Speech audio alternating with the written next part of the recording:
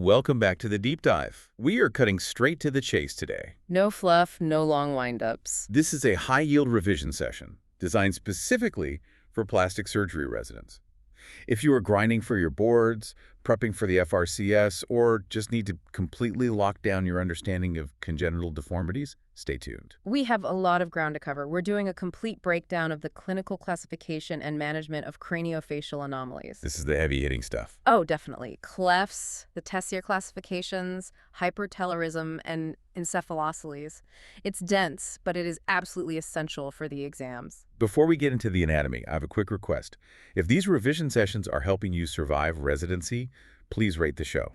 It helps us get these tools to more residents who need them. And let us know in the comments what topic you need the deep dive treatment on next. And a heads up for those of you who need the application side of things, we are covering the textbook facts here, but the exams test your judgment.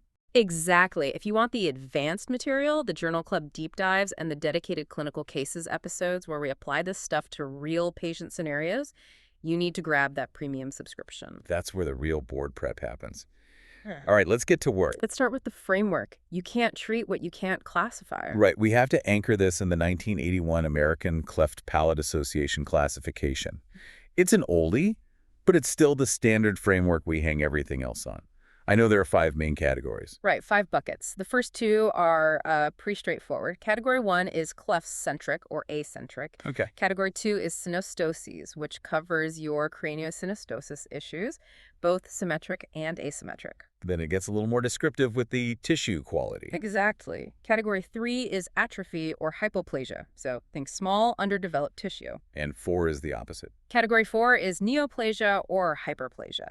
And because biology rarely follows the rules perfectly, Category 5 is simply unclassified. The tricky part for the exams, for real life, is that patients don't always politely stay in one bucket, do they? Rarely. Overlap is the rule, not the exception. The classic example here is Treacher-Collins syndrome. Right. If you look at the bone structure, you have facial clefts, so it fits into Category 1. But clinically, the defining feature is that significant facial hypoplasia, which lands it squarely in Category 3. So you have to be comfortable with that ambiguity. You have to. Let's move to the why. Pathogenesis. When we see a major craniofacial cleft, something went wrong very early on. There are 2 leading theories residents need to be able to recite. The first one is the intuitive one. The classic theory. This is basic embryology. The facial prominences, the building blocks of the face, simply fail to fuse. They just don't meet in the middle. Right. You're left with a gap. But the second theory is a bit more nuanced, and this is the one that explains some of the more complex soft tissue findings. The mesodermal penetration theory. This is a fascinating concept. The idea here is that the epithelial layers, the skin or lining, might actually touch and fuse initially. But for that fusion to hold, it needs structural support. It needs mesoderm. The muscle, the connective tissue. Yes, to flow into that bridge. Just like pouring concrete. If you don't pour the concrete into the formwork, the structure just collapses. That's a perfect analogy.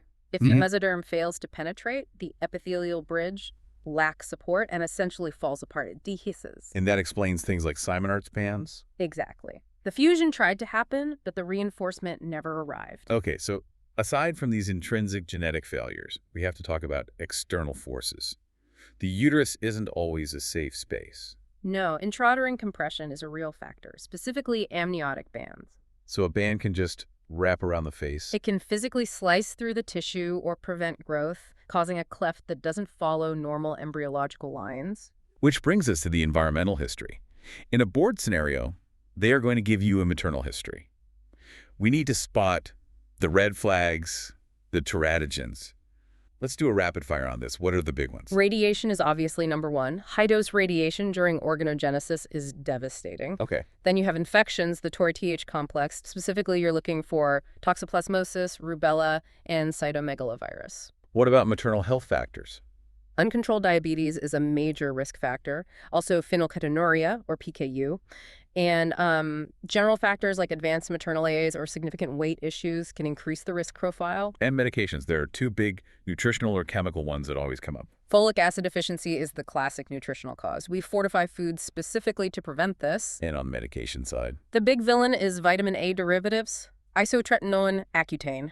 If a patient is on that during early pregnancy, The risk of craniofacial anomalies is massive. Before we jump into the Tessier system, there's one specific physical exam finding: hairline markers.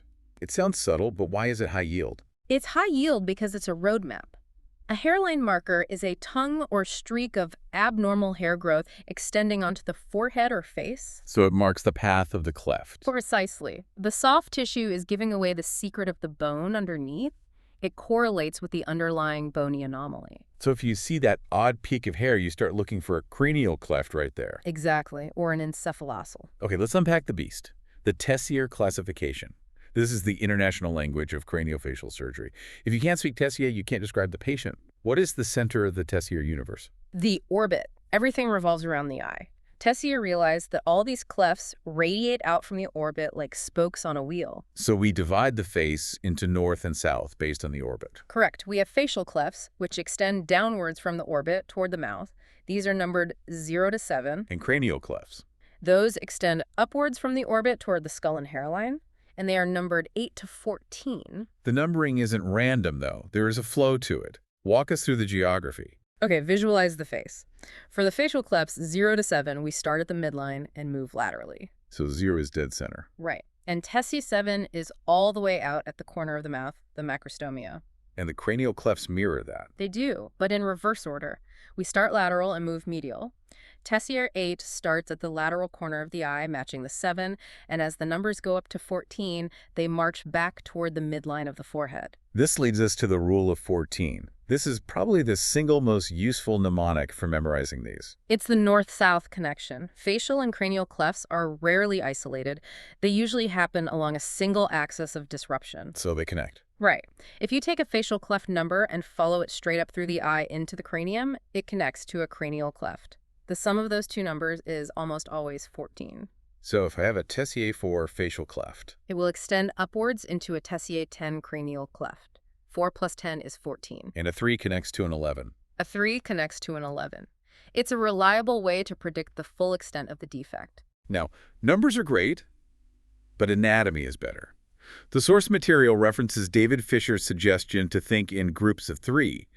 This really helps map the functional anatomy. This is great for mental mapping. Let's break this down. Group 1. Group 1 is numbers 0, 1, and 2. Functionally, these are the clefts of the lip and nose. Okay, group 1, lip and nose, moving lateral. Group 2 is numbers 3, 4, and 5. Now we are in the midface. These clefts involve the lip and the orbit or lower eyelid. Lip to orbit, group 2. Got it. Next. Group 3 is numbers 6, 7, and 8. This is the lateral face. This is the Tracher-Collins zone. Zygoma, oral commissure. And the lateral canthus, yep. Okay, group 3, lateral. Then we go above the eye. Exactly. Group 4 is numbers 9, 10, and 11. These involve the upper part of the orbit and the upper lid. And finally, the center of the forehead. Group 5 is numbers 12, 13, and 14. These are medial to the orbit, involving the glabella and the space between the eyes. This is where you see hypertelorism. That structure, lip nose, liporbit, lateral, upper orbit, midline cranium, is so much easier than a random list. Absolutely. Now, here is where it gets really high yield and where candidates fail. The difference between Tessier 3 and Tessier 4, they both run from the lip up to the eye. How do you tell them apart? This is a classic Viva question. You have to count the cavities. A Tessier 3 is the most devastating. It slashes through everything. It involves 4 cavities: the oral cavity, the maxillary sinus, the nasal cavity, and the orbit. It opens the nose directly into the cleft. Tessier 3 breaks into 4 cavities. Yeah. Got it.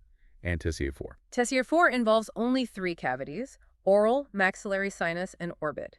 Crucially, it skips the nasal cavity. So the nasal sidewall is intact. It's intact. The cleft passes lateral to the nose. There's a bony landmark that settles this debate instantly on a CT scan. The infraorbital foramen. That's your lighthouse. A Tessier 4 cleft passes medial to the infraorbital foramen. And a 5. The Tessier 5 cleft, if you go one step further lateral, passes lateral to the infraorbital foramen. That is gold. Let's do a quick definition check on the famous numbers. Tessier 0. That's the midline nasofrontal dysplasia, often paired with Tessier 14. Tessier. Macrostomia.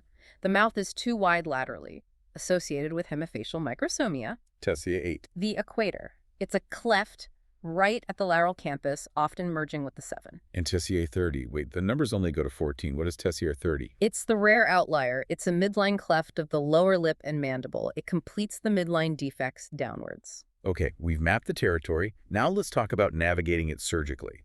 What are the 3 big goals? The principles of cleft surgery. Goal 1 is function. It's not just about looking normal. The child needs oral competence to eat, intelligible speech, and critically eyelid coverage to protect the cornea. Goal 2. Separation of cavities. You cannot have the mouth communicating with the nose or the orbit communicating with the mouth. You have to reestablish those biological barriers. And goal 3 is naturally cosmesis. So looking at reconstruction, we have to treat the bone and the soft tissue differently. For the skeleton, we have a few tools. We can resect abnormal bone segments. We can transpose bone distraction. Osteogenesis is huge here. Or just fill the gaps. Or we can graft it using autologous bone or alloplastic implants to fill the gaps. And the soft tissue, it's not just about stitching the skin together. No, it's about vector and function. You have to reattach the muscles, especially the sphincters like the orbicularis oculi and oris, to the skeleton in the correct position. Because if it's not anchored, it won't work. It won't work. For the skin, we use Z-plasties to redirect scars into natural skin tension lines so they disappear over time. Let's shift gears to one of the most dramatic presentations. Hypertelorism. First, let's get the definition tight. What defines true hypertelorism? It is strictly an anatomical diagnosis and increased distance between the medial walls of the bony orbits. The interorbital space, specifically the ethmoid sinuses, is overexpanded. A lot of residents get tripped up on trauma here. If I get hit with a baseball bat and my nose is crushed, do I have hypertelorism? No. Trauma almost never causes true hypertelorism. You might have telecanthus. Soft tissue widening. Soft tissue widening, yes. But unless a massive midline wedge is driven into the skull, the orbits don't drift apart. True hypertelorism is congenital. You mentioned telecanthus. We need to distinguish these 3 terms. Hypertelorism, telecanthus, and pseudotelecanthus. Break them down. Hypertelorism is the bony widening. The sockets themselves are too far apart. Okay. Telecanthus is purely soft tissue.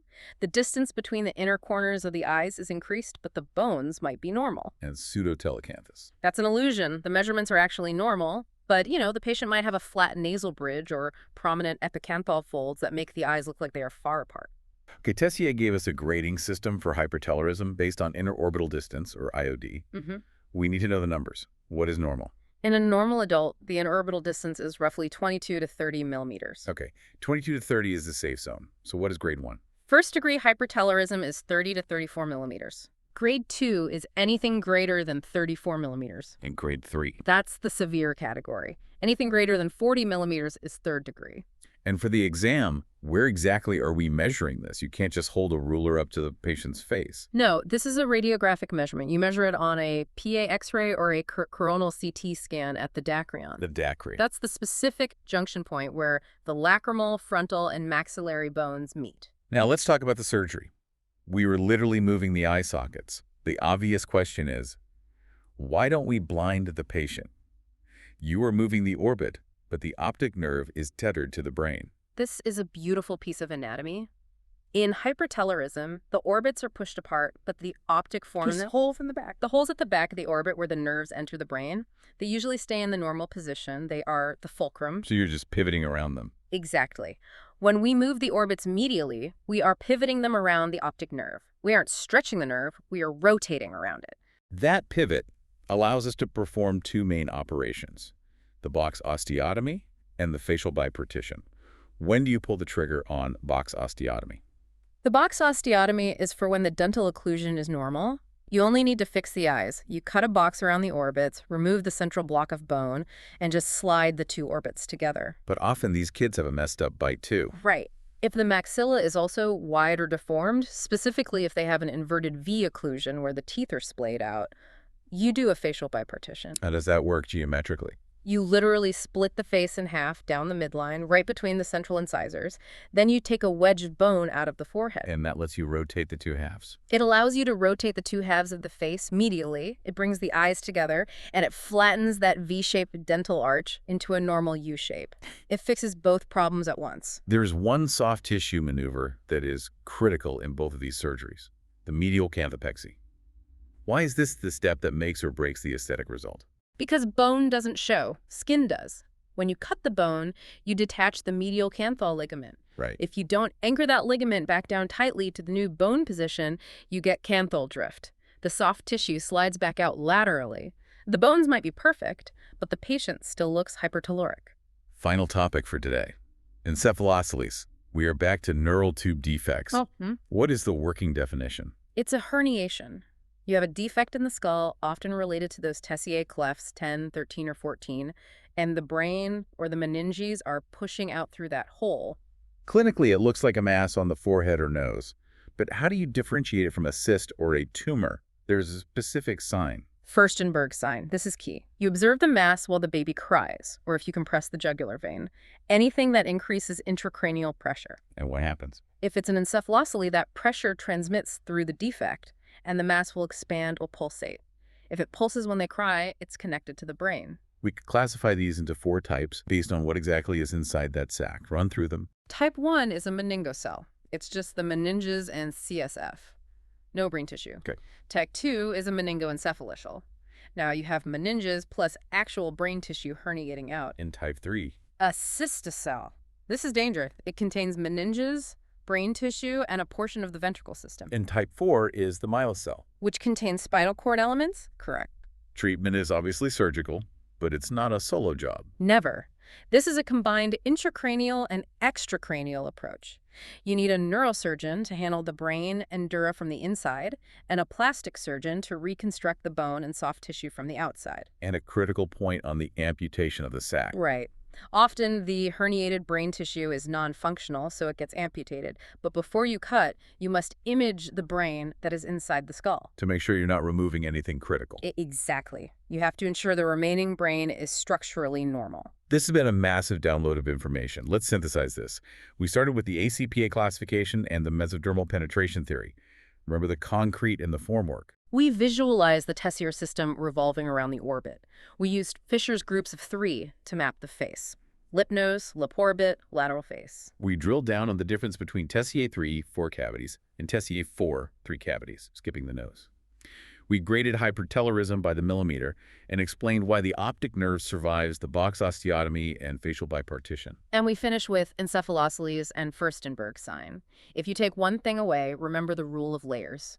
In craniofacial anomalies, what you see on the skin like a hairline marker or telecanthus is just the tip of the iceberg. The bone is the real story. The bony reality underneath can be much more severe. Always verify with a CT scan. That is it for this revision session. We stripped it down to the facts you need to pass. Good luck with the prep. Stay focused. And listen, if you want to see how a facial bipartition is actually planned, or how to manage the complications of a Tessier 4 repair, you need to subscribe to the premium version. That is where we keep the clinical cases and the journal club deep dives. Rate the podcast, leave a comment telling us what topic to hit next, and we will see you on the next deep dive.